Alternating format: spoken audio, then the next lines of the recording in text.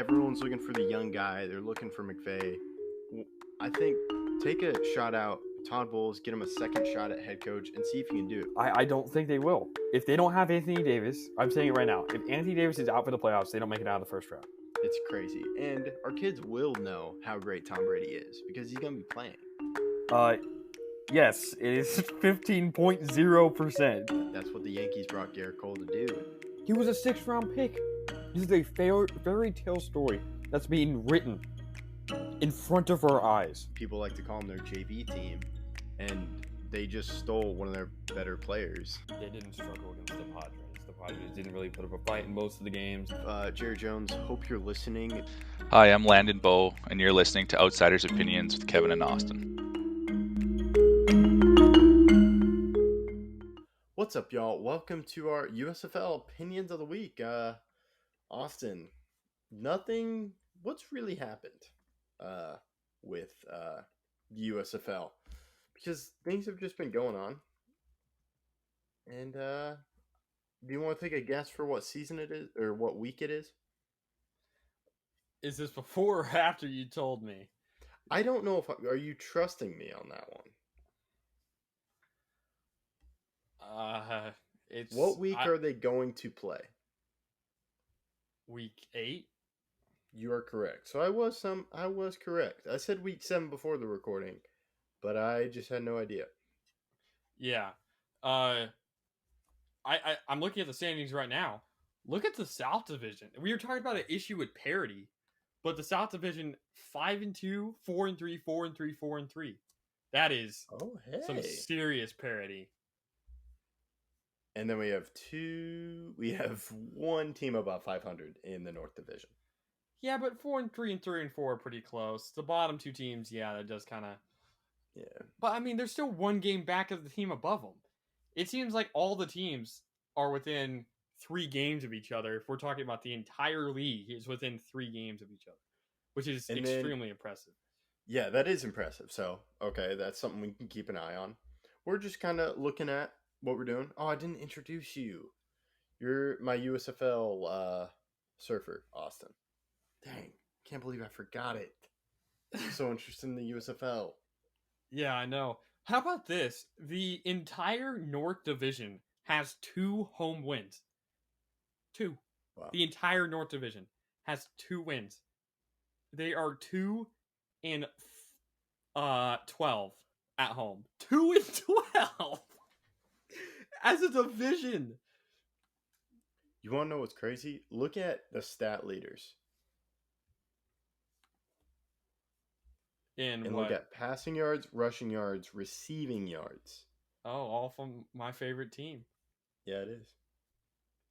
I like to see it. And then receiving touchdowns is Alonzo Moore, but he's on the Generals, who are 2-5. That's true. Wow, Mark Thompson has 11 rushing touchdowns already? He's 11. It's about to be week 8. And he plays on Houston, who is 4-3, so they're not good, not bad. Wow. But yeah, we've just kind of USFL's just been on its own because it's the NBA playoffs, NHL playoffs, so I've been watching that. But it looks like there haven't been too many blowouts. No, I do find it. Or actually, Memphis Showboats.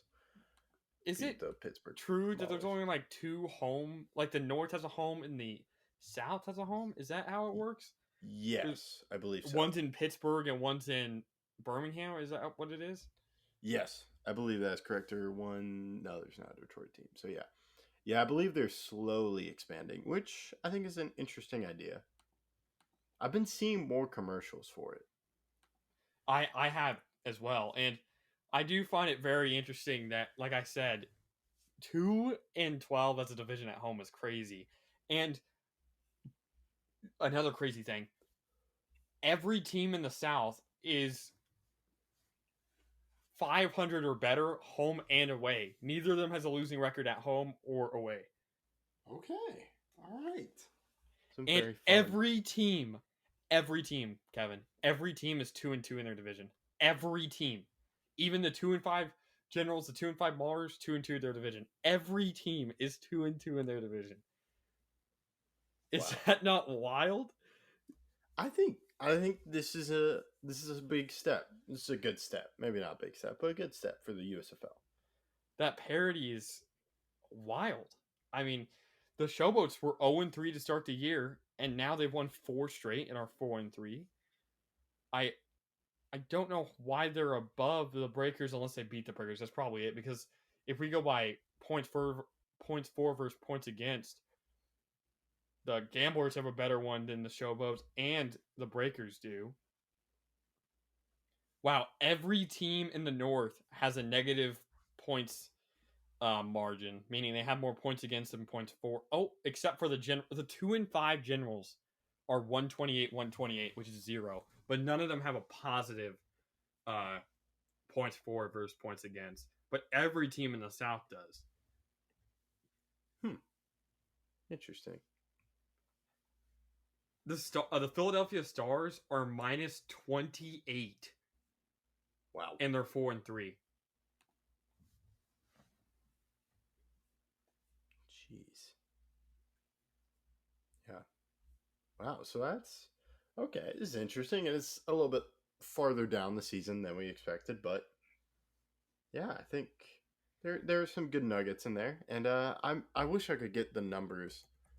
How many people are watching the USFL?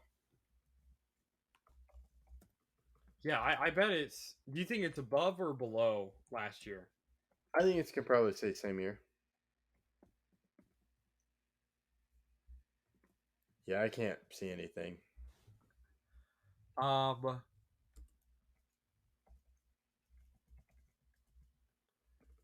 I did see that USFL TV ratings for 2023 week 3 beats XFL postseason.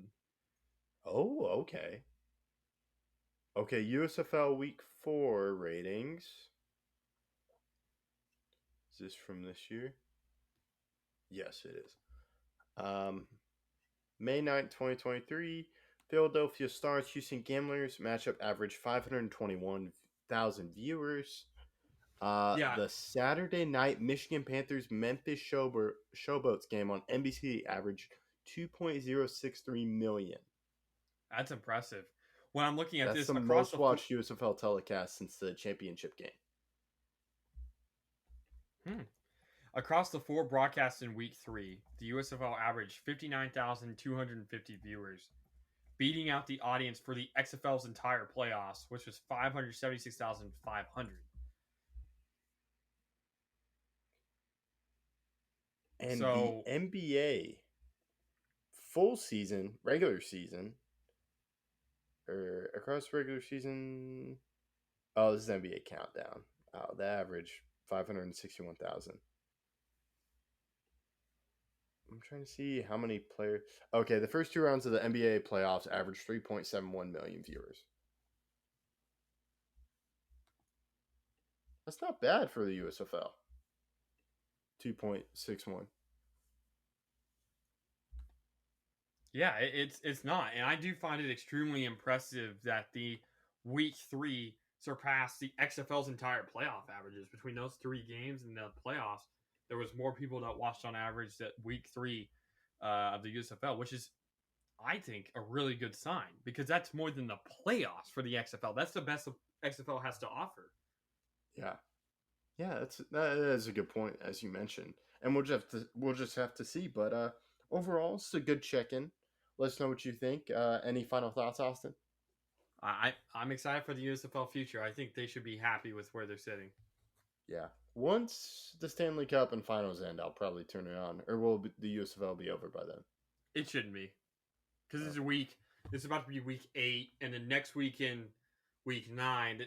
So playoffs, week 10 in the playoffs should be after all that. So you'll see the last week of the regular season in the playoffs without any interruptions besides MLB. Okay, sweet. All right, sounds good. Thank you, and thank you to all our listeners for listening to Outsiders Opinions.